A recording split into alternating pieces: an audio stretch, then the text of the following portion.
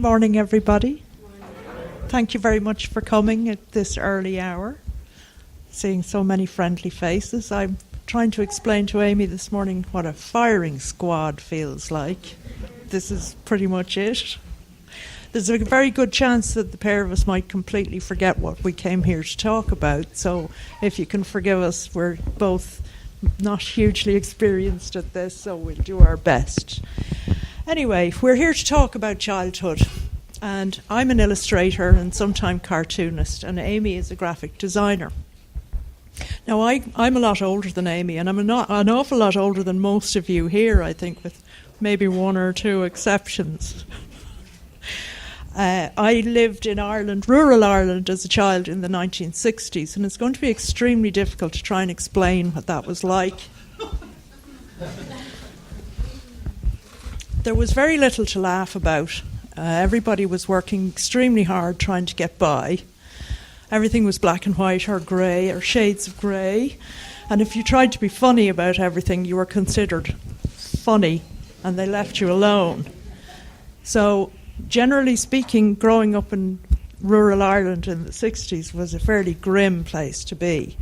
The other thing that happened when you grew up in the 60s was that everybody seemed to ask you all the time, what are you going to be when you grow up? What are you going to be when you grow up as a child? And I kept saying, well, I'm 5. How am I supposed to know? So I kept saying, well, ask me later. And I never really came to any kind of conclusion as to what I was supposed to do. But the general feeling in those days was you grew up and you became a banker, a nurse, or a civil servant of some type, or a guard. But all I knew was that I didn't want to be any of those things, but I wasn't really sure what the other thing was. Anyway, the universe unfolded as it should, and a certain number of things happened which didn't have any kind of relationship to each other or anything. But when I look back on it now, I can see that they all contributed to making me an illustrator. It sounds a bit strange, but one of the first things that happened to me was I wasn't able to swim.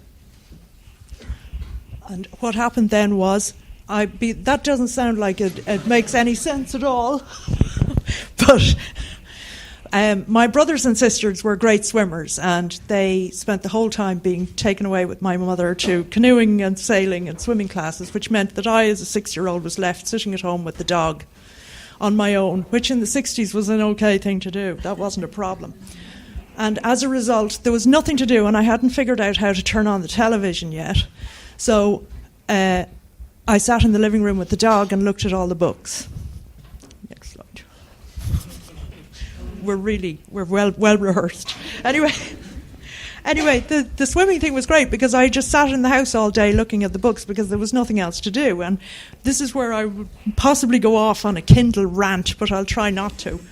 But when you're sitting in a room full of books, and they were beautiful books. My father was an engineer, and he had all these amazing books full of engineering drawings about cogs and pulleys and wheels and combustion engines and conveyor belts and suspension bridges with these amazing detailed drawings in them. And I was fascinated by those. On the other side of the room was my mother's books. She was an academic, and she was very interested in Yeats and all of those, Thackeray, Kipling, people like that. There wasn't much in the way of illustration there, but if I was really, really bored, I'd try the Yeats, and it was awful. Anyway, I was looking through all the books, and it was all very interesting, and then one day I came across a book. This is it. This is the book. Very slim, plain, unassuming book, no title on the front, just a little embossed drawing. And I hadn't seen it before, and I was about 7 or 8, and I opened it up, and it was like this big light came through the pages. Bam! And I had never seen the like of it in my life. It was a book of cartoons by Ronald Searle, and I'm sure you all know who he was the greatest illustrator and cartoonist that ever lived. Ever. Okay. And I was a 6, 7-year-old, and I had never seen cartoons in my life before, not in a book. And it was like, this is great. I like this. It was like finding a little bit of porn in the house, because it was a very serious time to be living in, and such a thing had never been seen before. So I used to read that book every day, and as the days went by, I used to look at it again and again, and I used to see things I didn't see before, and I just loved the way he drew, and all of those sort of things. How are we on the slow? Oh, we're back at the books. One in particular was a Ronald Searle one called The Layman's Guide to the Artist's Anatomy. And as you can see, this is what inspired me to think maybe a career in art is a good idea. It might be very hard to read that, but you can study it later and you'll all appreciate, you creative people, how important it is. Anyway, that finding that book was a defining moment for me. I may not have realised it at the time, and there was all these other things going on. And what happened to me next was I found myself going to secondary school. I should point out at this time that I still had no idea what I was going to do when I was growing up, and everybody still kept asking me, what are you going to be when you grow up? And I said, will you please stop asking me that? Anyway, what's our next slide? Oh yes, him. I went to secondary school, and it was awful. It was so bad. It was 6 years of living hell. Partly because I didn't know what I was doing there. I hadn't prepared for it. My parents spent all their hard-earned money sending me to a very expensive private school, which I spent 6 years dossing in. I think the reason that I didn't decide to be a dosser, but I thought maybe for my sister and brothers were both very hard-working students, and they were academically brilliant. So I thought, for the sake of balance, I'll be a dosser. And it worked out very well. I annoyed my teachers for the whole time I was there. One of the reasons I did that was because of the way they were teaching us. Yeats came up again. The man. How are we doing? Oh yes, him. I had English classes, and they used to say to me, you learn that, Yeats' poem. And I'd go, why? And they go, because I said. And I go, well, why? Why should I learn this? What's the point? And they said, just do it, which I didn't do. And it fostered in me a white-hot loathing of poetry in general, and in particular this man.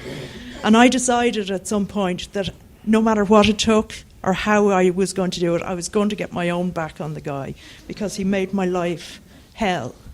Also, history classes were terrible, because there was a few of us down the back, like you lot down the back. I'm watching you, Emmett Farrell. Who would, anytime the history teacher came up with, the usual bog standard ending, she'd rattle off. This is in the 70s now. She'd just rattle off all these events in history, particularly Irish history, and you had to go off and learn them. And this was how it ended, and then we'd stick up our hands at the back and we'd go, well, could we not think of a funnier ending than that? And we drove her up the wall. So I got to sixth year, managed to get there. I only got suspended a couple of times, but I got as far as sixth year, and I realised that my leaving cert was coming up. That's a history one. That one was about, say, Christopher Columbus discovering America. But what happened then was sixth year came, and I suddenly realised I hadn't done anything about leaving. My leaving cert was coming up, and they were still asking me, what are you going to be when you grow up? And I said, I still don't know. And I saw this door, and it said, careers advice. And I thought, oh, well, I'll go in there, see what they say. So I met this woman, careers mistress, and she took out my file. She said, who are you? And I said, tell me where I should go, college-wise.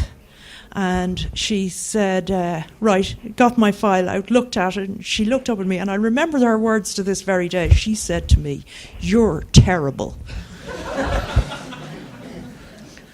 You never take anything seriously. You'll never amount to anything. You will go to art school.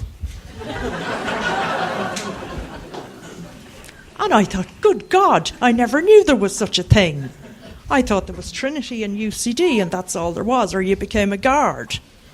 And I thought, art school indeed. So I broke it to my parents, who sighed and walked off and thought, okay.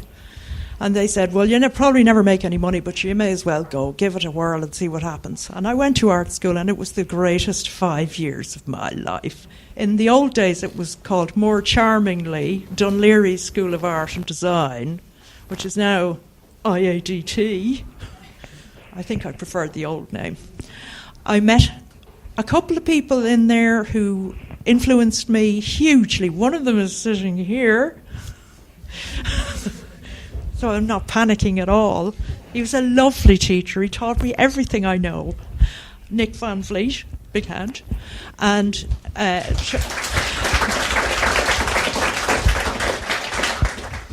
the other person who had a huge influence on me at the time, and I was still somewhat a child, was Trevor Scott. And he was an amazing character and taught me. I left art school still not sure what I was doing. And I had learned how to draw properly and how to do graphics properly and do a bit of television design. And I went off to work.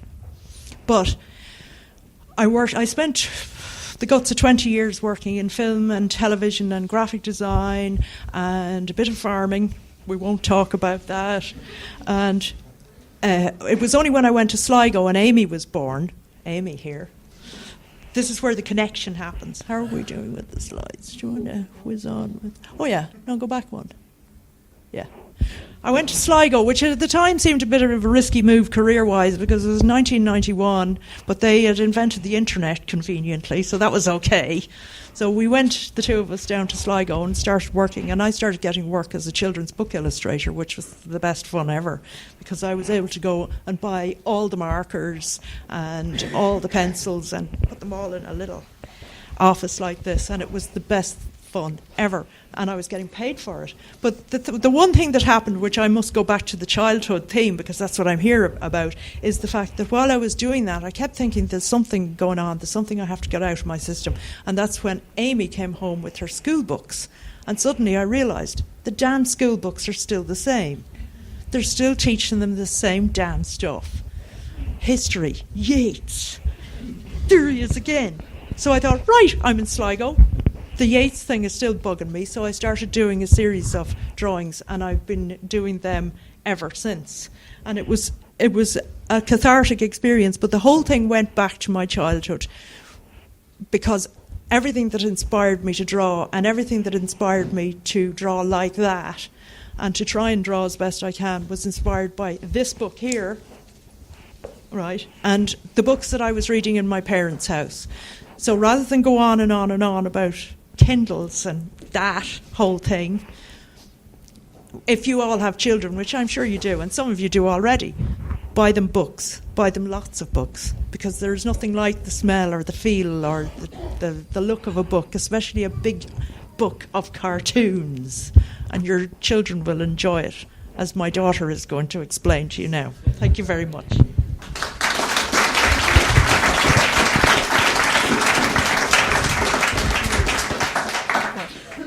Hello. Hello. I had a pretty different upbringing to my mother, but it's what you would expect, I would say. So obviously my house growing up as a child was full of all of said books, and I wasn't allowed to watch television or have Barbies or watch Barney or watch The Simpsons or go to Girls' Brigade or do anything normal as a child. So I thought it was normal for a while to read all of these books and not watch television and just sit looking at all of the pictures and with all the markers that she had and robbing all of her things and making lots of things and doing all the things. And another thing is that we had Bob Dylan blaring in the house 24/7 all the time, so that's all the music that I know. And that was that. But the only television that I was allowed to watch was on a Friday evening we'd watch Have I Got News for You, and at the weekends we'd watch the David Letterman show. So considering that the only thing I had throughout my childhood was all of these illustration books and design books and funny TV programs that were only allowed to be watched at the weekend because I didn't have school, I assumed that everything ever was supposed to be funny, and that, you know, this was how everything was, and you're supposed to make fun out of everything. I wasn't able to draw, unlike my mother, but I did, the one thing that I did realize young, I think, was that everything was supposed to be funny, and thought this was normal. So I went through school assuming everything was meant to be funny and doing the same kind of thing as her and taking the piss out of everything, but obviously got into loads of trouble in school all of the time, and was also seen as kind of a dosser, even though I went to school every day and, you know, did the work, but because I was a messer, that made me a dosser. But anyway, there's one time when we were in school, there was a guy in my year called Hugh, and all the boys in my year used to think it was really funny to put things in his locker, like an empty Coke bottle and orange peels, so that when he came back from lunch he'd find something crazy in his locker. So I brought a chicken into school one day and put it in his locker, and it was very funny until a month later the chicken re-emerged. And one of the guys pulled it out of the locker and it was green and started throwing it at all the first years. So obviously I got in loads of trouble, and my locker was moved to the first year area, and I had to make friends with all the first years. But that was fine. Anyway, always getting into trouble in school, being a messer. Then it got to sixth year and I was freaking out because I didn't know what I wanted to do, and my teachers also told me that I wasn't particularly good at anything really, and everybody assumed that I was going to do something creative because my mom was creative, but I didn't even really know because I couldn't draw or do anything, and my art teacher hated me because I was a messer. So going back to all of her books, there was one book that I remember which was like absolute light bulb moment, was when I found a book called Smile in the Mind, which is a slide, and this was the best thing that I could ever have found, because it was all of the things that I loved, like funny things and smart things, but it didn't involve drawing, so you could use anything and turn it into a, you know, smart idea or whatever, or things being communicated with ideas that were so smart. So I told my mom that this book was really good and it was my favourite of her books, so she was like, okay, well maybe you want to do what I did in college. And sure enough, I read the prospectus of the VisCom at IDT and thought, yep, that'll do nicely. So it didn't really work that hard for my Leaving Cert, but fine, and got into VisCom at IDT. And my birthday was the summer before I started in college, and my mom bought me this book by Bob Gill, which is Forget All the Rules That You Ever Learned from Graphic Design. So I went into VisCom thinking I was a step ahead of the game. Don't listen to anything that they tell you because you don't need any of it. Bob Gill says so. And his work is really good. So I thought, well, it has to be this way because he's so good. So he's telling me not to listen. But obviously that had the same effect as in school, and they all thought I didn't want to be there, even though I also came in every day from 9 to 5 every day. But because I was so interested in coming up with like ideas, not that they were good, but like preferred coming up with ideas and like, you know, all the parts before making it look like good graphic design. So went through the whole thing, and my lecturers were always giving out to me and telling me that I wasn't really that good and why am I not doing any work.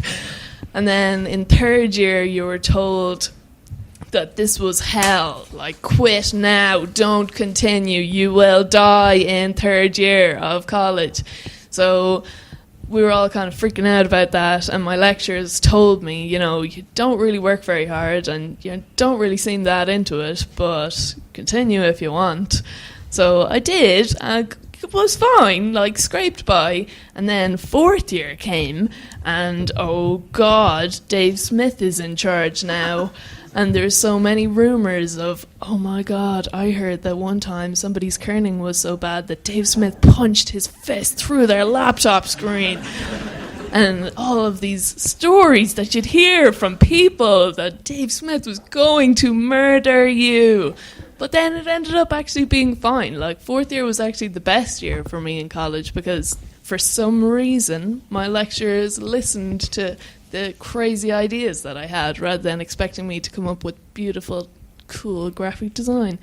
And then I ended up in college doing a project that kind of explained a lot to do with my childhood and growing up in college, because my favorite part was coming up with the ideas, and to me it's the most exciting part of graphic design. So I made a project when I left that kind of explains that graphic design could be so much better than making things look good, even though they're supposed to look good, and that's, if things look good, then that's great, but if they have an idea behind them, then that's so much better, and it's so much more fun to come up with ideas, and so on.